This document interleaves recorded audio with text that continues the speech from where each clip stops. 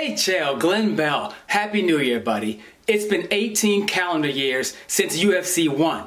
My question is, what has been the evolution of the ground game, of Jiu-Jitsu, over these 18 years? By example, we had the VHS tape back then. Now we have the cloud and the cyber webs. Is the omoplata and gogoplata and 50-50 and rubber guard, is all that compared to what Royce Gracie did back in 1993? The same as the cloud and the cyber webs are compared to the VHS tape?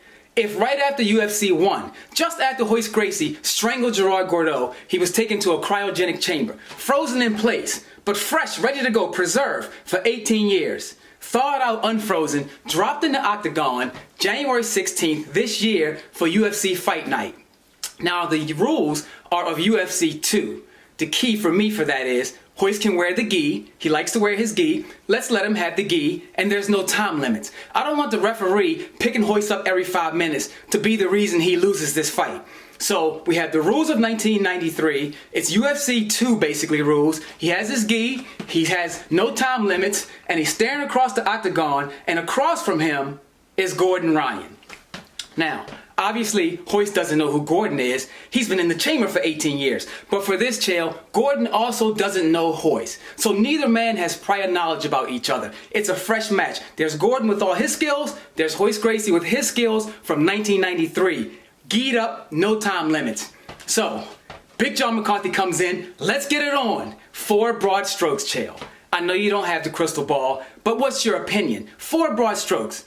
Does Royce go across the octagon and easily fold up Gordon Ryan? That's number 1. Number 2, does Royce go across the octagon, have a tough match, but he gets his hand raised in the end? That's number 2. Number 3, does Royce go across the octagon, have a rough and tough match, maybe it goes 25 minutes, 30 minutes, but Gordon Ryan is victorious? Or number 4, Chael?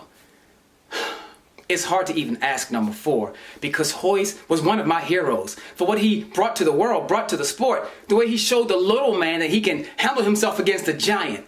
But number 4, Chael, as much as it pains me to ask, does Royce go across that octagon, just easily get folded up by Gordon Ryan and submitted quickly by this dangerous man? Chael, I spliced in this extra piece because of course it's been 28 years and not 18. Glenn, answering that question is not all that tricky, except for one thing, which is it sounds as though you took 2 great jiu-jitsu practitioners, but you put them into a fight.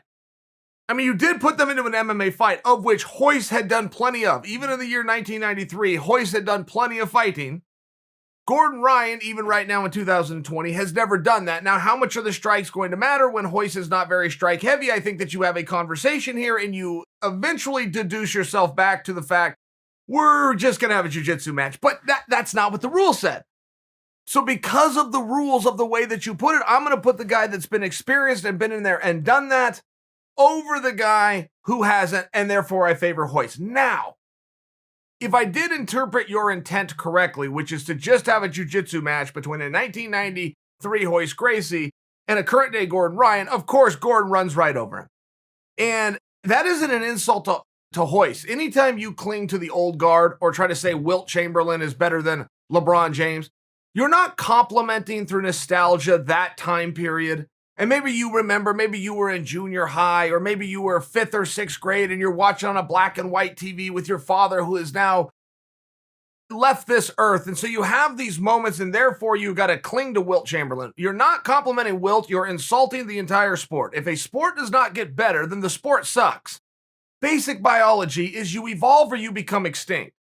So to make believe that we could take anybody from yesteryear and put them in current times with the skills they had of yesteryear and have them get those top-level performances, we're insulting an entire sport. It just can't be that way.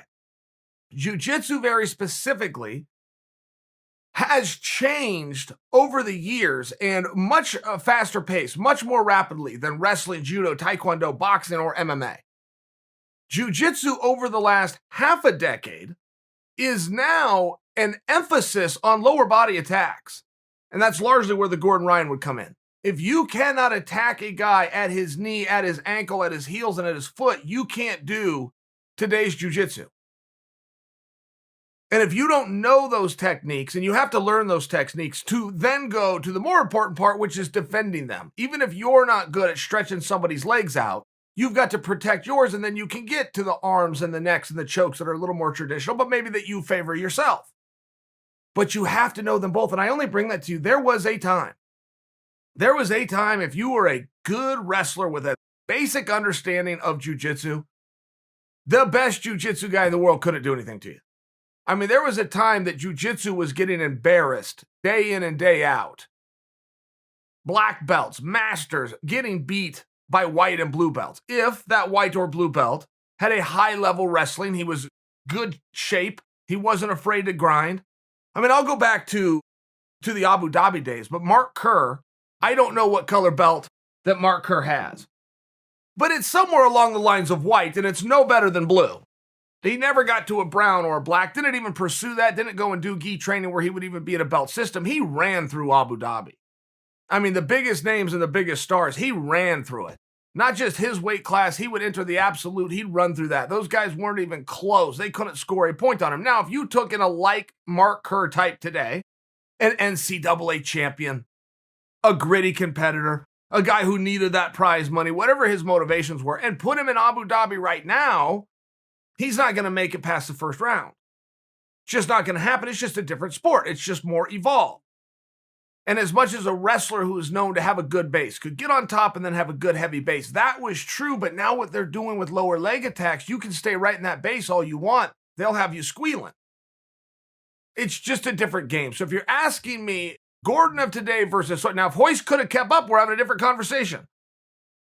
If Royce was born the day that Gordon was born, they're both the same age today, we're having a different conversation, but that's not the one that you asked. In fact, I remember you even froze him in ice, giving Royce no ability to catch up with the nuances. So in 1993, Royce Gracie, those skills, those techniques, that dirty, great competitor versus the skills and the techniques of today in the form of Gordon Ryan. Yes, Gordon would go through him, and he would go through him quickly.